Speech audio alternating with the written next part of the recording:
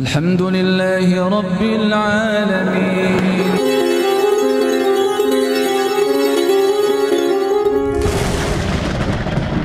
Wahai jiwa-jiwa yang telah tenang, yang telah yakin akan bertemu dengan Allah, yang telah yakin dengan persiapan-persiapan perbekalan yang dibawa, hingga dia ridho untuk menghadap kepada Allah, tidak menghindar diri dari takdir Allah, yakni kematian, sehingga matinya pun mati dalam kondisi yang tenang, karena dia telah dalam posisi hati jiwa yang ridho, maka Allah pun menyambut dengan maradiyah.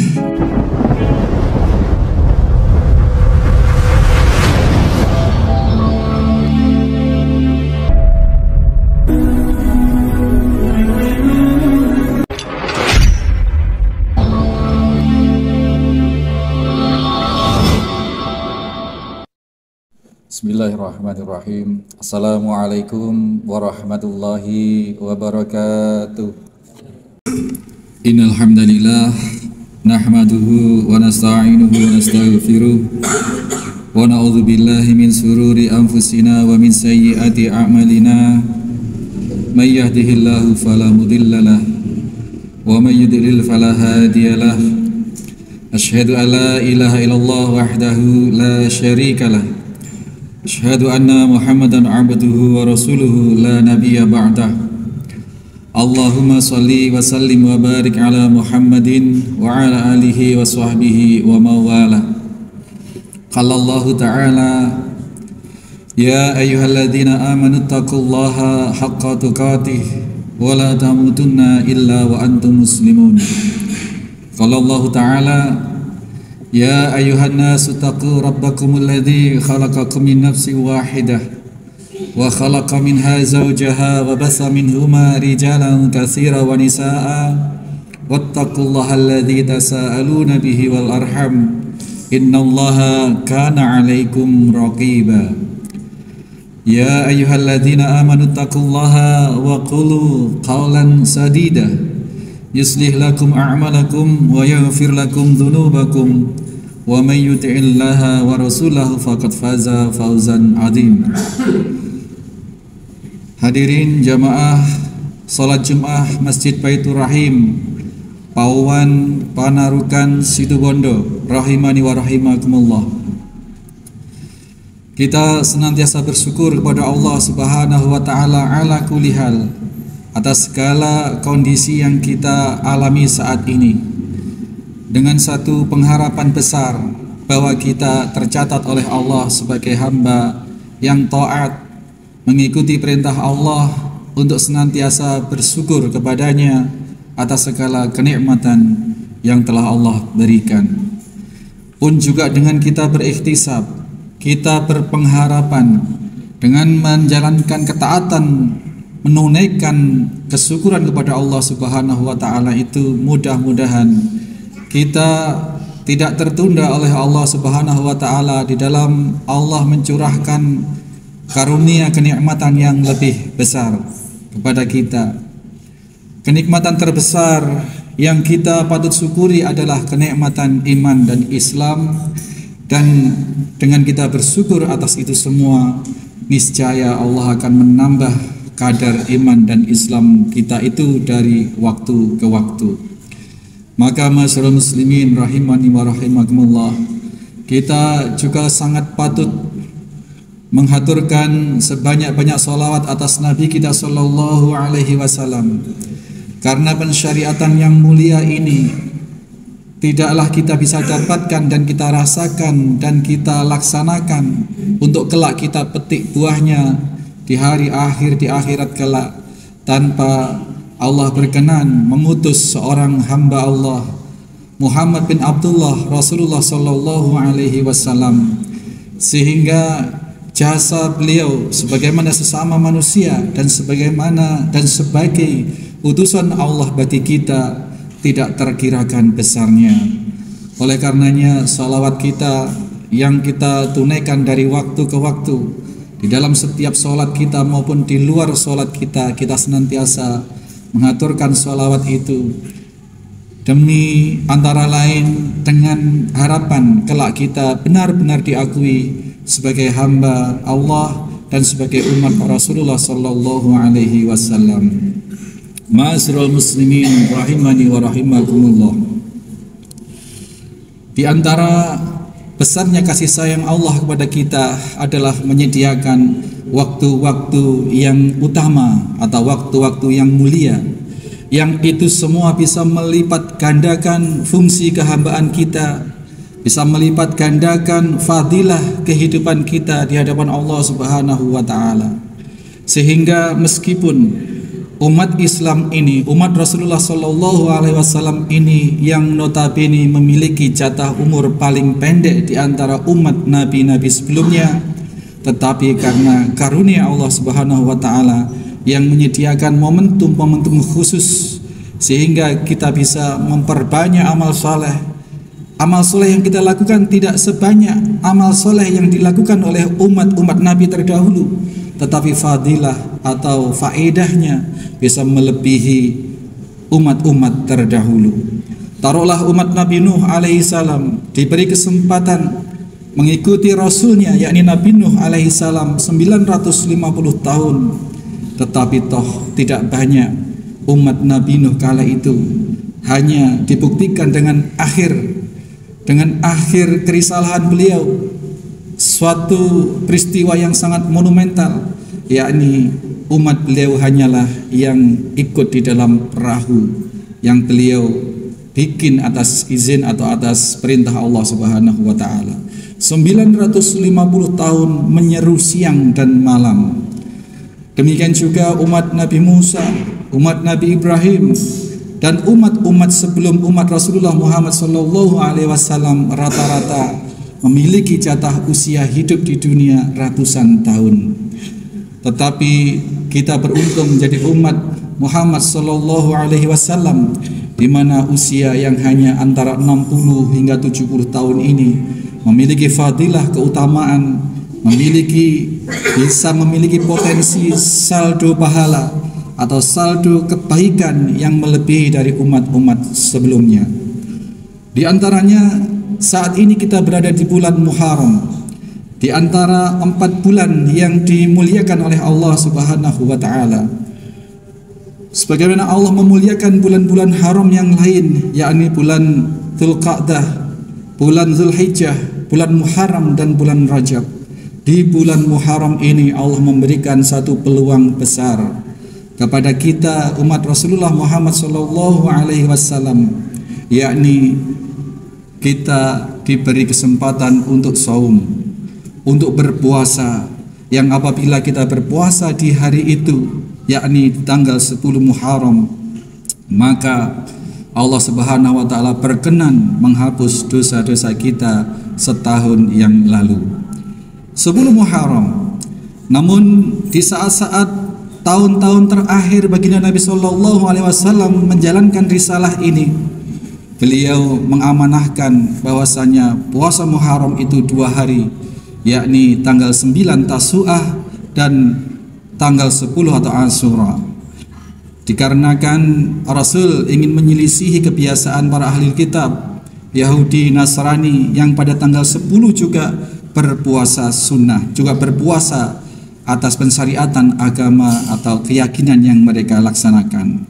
Karenanya Rasul sallallahu alaihi wasallam mencanangkan, insyaallah untuk tahun depan dan seterusnya, kalau masih ada umur, masih ada usia, aku akan berpuasa juga puasa Tasu'ah atau tanggal 9 Muharram. Qadarullah, tahun berikutnya Rasul sallallahu alaihi wasallam telah dipanggil Allah, sehingga sunnah ini, pensyariatan puasa Tasu'ah dan Asyura ini dilanjutkan oleh para sahabat, para tabi'in dan para salafus saleh hingga hari ini.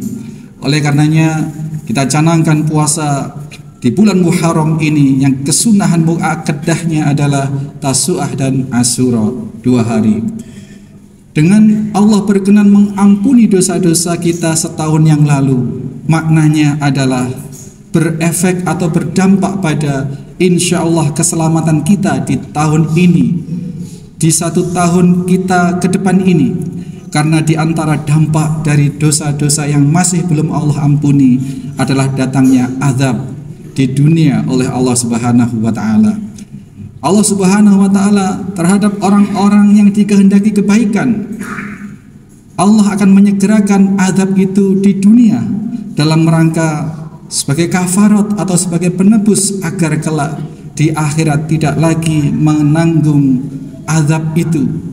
Oleh karenanya kita yang sudah berusaha menjadi muslim yang baik, memupuk keimanan senantiasa dan ketakwaan, maka kita insya Allah dikehendaki kebaikan oleh Allah Subhanahu wa ta'ala.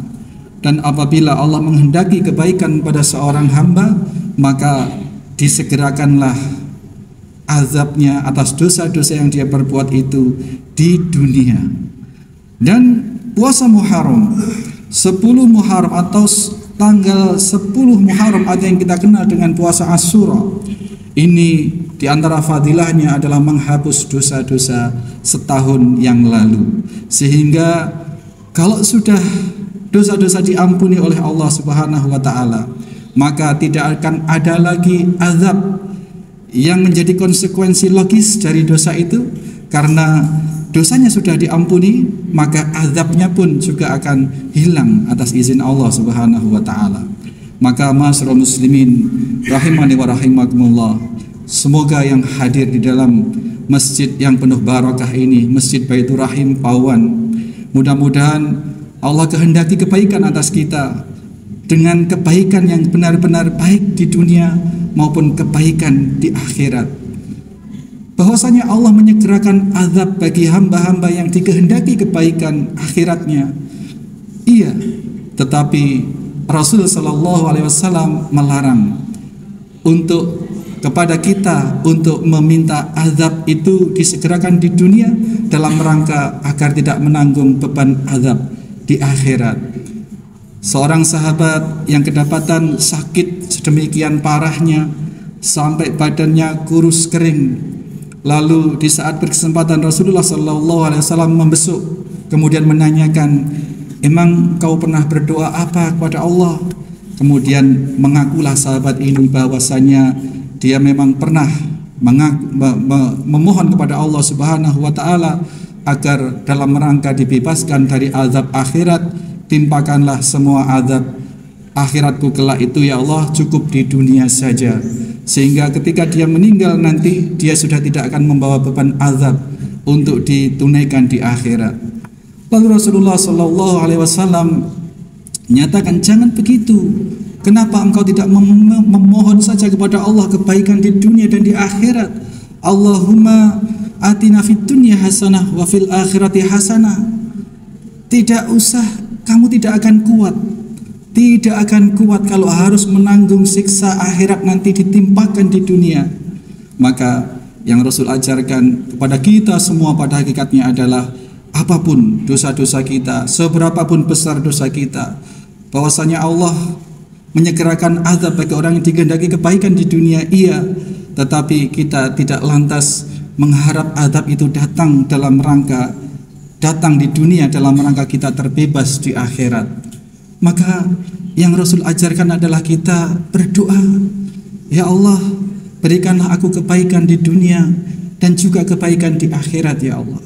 Di dunia sudah tidak usah diberi azab, dan di akhirat juga tidak perlu diberi azab, karena Allah telah mengampuni dosa-dosa kita.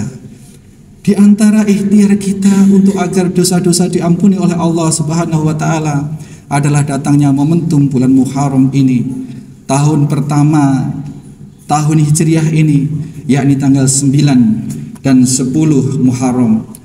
Mudah-mudahan kita yang hadir di sini Allah beri taufik untuk senantiasa menangkap peluang itu, karena di antara indikasi atau tanda-tanda orang cerdas secara spiritual adalah dia akan mengoptimalkan, mendayagunakan segala potensinya yang ada demi memperoleh keselamatan di akhirat kelak.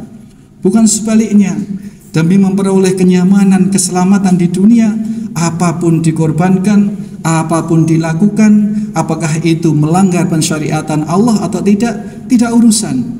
Ini tanda orang yang jahil, tanda orang yang bodoh. Maka mudah-mudahan Allah memelihara akal kita.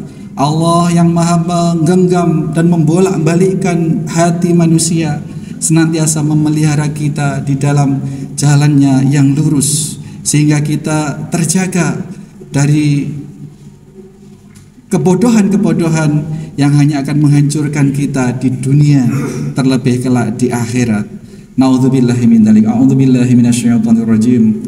Bismillahirrahmanirrahim. Wal 'asr innal insana lafi khusr illal ladzina amanu wa 'amilus solihati wa tawassaw bil haqq wa tawassaw bis sabr. Aqulu qouli hadza fastaghfirullahal 'azim li wa lakum wa li sairil muslimina wal muslimat wal mu'minina wal mu'minat fastaghfir innahu huwal ghafurur rahim.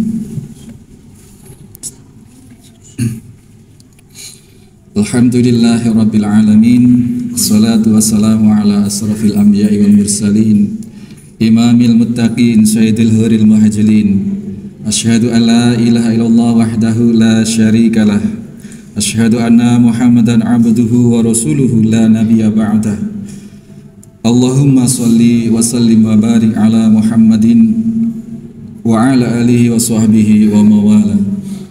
Ibadallah, usikum wa iyaya bitaqwallah faqad faza fawzan muttaqun.